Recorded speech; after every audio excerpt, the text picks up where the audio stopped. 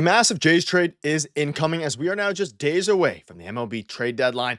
Things are really starting to pick up as Jeff Passan, the most notable MLB insider, has dropped a massive update surrounding this trade deadline as it pertains to the Toronto Blue Jays. We're going to break down this update, discuss what it means going forward as Atkins is preparing for something huge. But before we get into it all, folks, if you're part of the percentage who aren't subscribed to the channel, this is the place to be for daily Jays content. And as the trade deadline inches closer and closer, we're going to be making multiple videos a day. So if you want to stay tuned, make sure to hit that subscribe button. You guys have been absolute beasts, folks.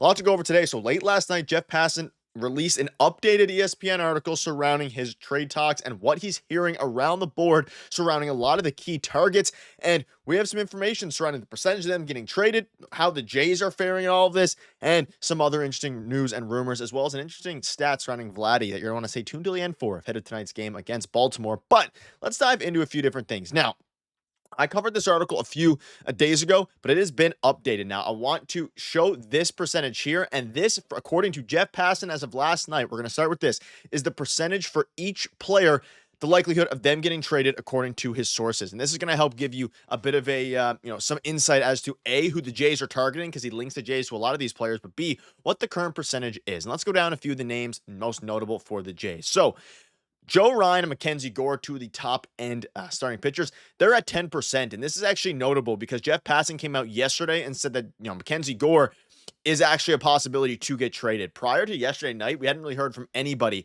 surrounding, Mackenzie Gore actually getting traded, aside from the occasional rumor.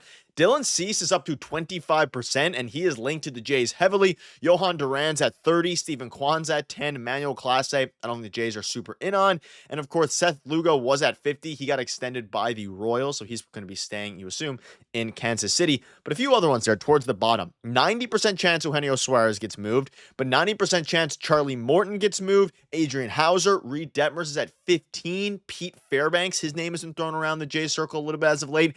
80% for Ryan Helsley. Like, there's a lot of guys here. A ton of pitchers. And let's dive into those specifically. Just kind of wanted to give you the, the full percentages here.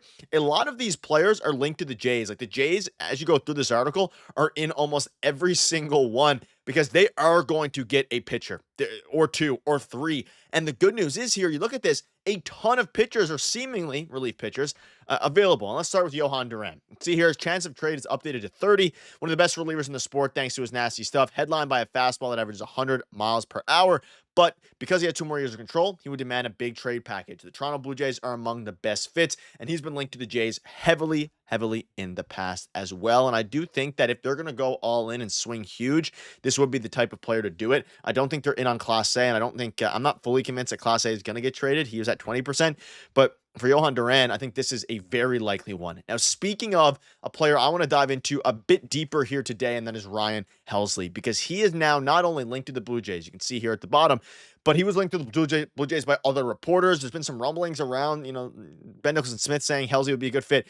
80% chance he's going to get traded, and it could even be higher. Katie Wu of the, Cardinals reporter, I don't know the exact, show or whatever it is, media company she's with, but she's a Cardinals reporter, and Katie Wu said that it's almost surely that Ryan Helsley is going to get traded. It's almost a sure thing.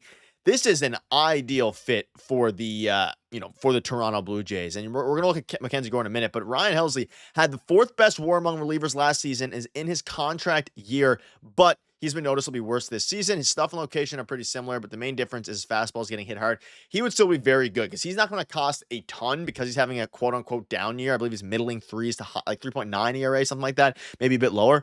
But this is one of the moves you make to help shore up your bullpen. This is not your 1A move, but this is your 1B, 1C move. Like your second or third option that can just help this bullpen replace a guy like Chad Green. And the fact that he is absolutely available, I think this is the move that Atkins is probably going to start the trade deadline with, if I had to guess. Someone like Ryan Helsley. And to see that he's an 80% chance to get traded, according to Jeff Passan, and we're in the home stretch now. There's only 3 more days until, 3 more sleeps, I guess, until the trade deadline is actually going to happen. And luckily, the Jays are off on trade deadline day, so they have the full day to lock in on trades.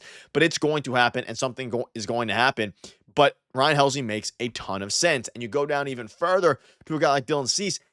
The Jays are among only 5 teams linked to Dylan Cease here, and he has a 25% chance to get traded, which is even, again, higher than a lot of people think. Now, I don't know if they're favorites at this point. Like, you'd assume the Cubs probably have a better package to throw out there, maybe the Mets, but a 25% chance to get traded. We know how good Dylan Cease is. And if you saw the video with Keegan Matheson, he goes on to basically say, how they have, they want guys with control. That wouldn't be the case with, Dylan Cease. Unfortunately, it is a rental. But if they want to swing big, and that's the big thing here, like the Jays, they've been very quiet. Like, there hasn't been many leaks. There hasn't been many reports surrounding this Jays team and what actual trades they're going to make. It's been fairly quiet. Of course, there's been some rumblings. Like, we know they're going to trade for a reliever, but specific names haven't been leaked, which is not the case for a lot of these teams. Like, obviously, the Yankees have been linked to a few different players and things like that.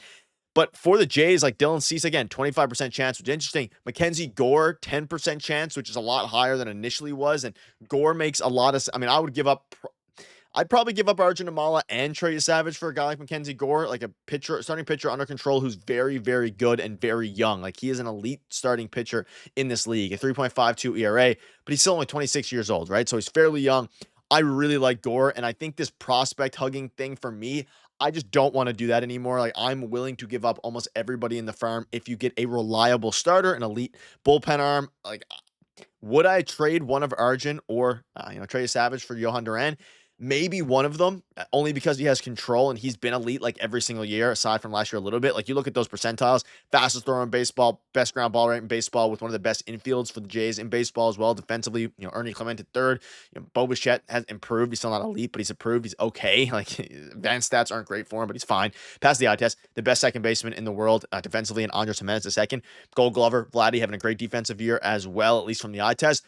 You give a ground ball guy in here, like, I'm debatably going to give up one of my top prospects for Johan Duran as well, and that's what it would take. Kenzie Gore, everything's on the table, especially now that he's actually available. But someone else to note, and there's obviously a ton to go over here, but again, this dropped late last night. The Jays are fits for Shane Bieber and Reed Detmers. Now, Reed Detmers is up there as well, the lefty with the, a very good mix of pitches. He once was a starter, I believe. He would be a perfect fit for the Jays as well. Like, there's so many options here for the Blue Jays, which is an absolutely perfect scenario. There's so many pitchers that are likely to get traded. Obviously, Mitch Keller was thrown in there. Merrill Kelly, the Jays have been linked to. Edward Cabrera, all these different guys. The Jays have a ton of options, and that's what's exciting about this. They have a million ways to improve this team, and there is a ton of absolute animals, absolute beasts on the mound available. And the good news is, for this team, they can go ahead and they have the prospect pool now to do it. So it's going to be interesting. Shane Bieber would be a notable one as well. A lot of names being thrown out there, and I just wanted to give you the latest news because this is a pretty big update from Jeff Passan. He is the most tuned-in guy out of every single reporter, so when he speaks, I listen, and we all listen.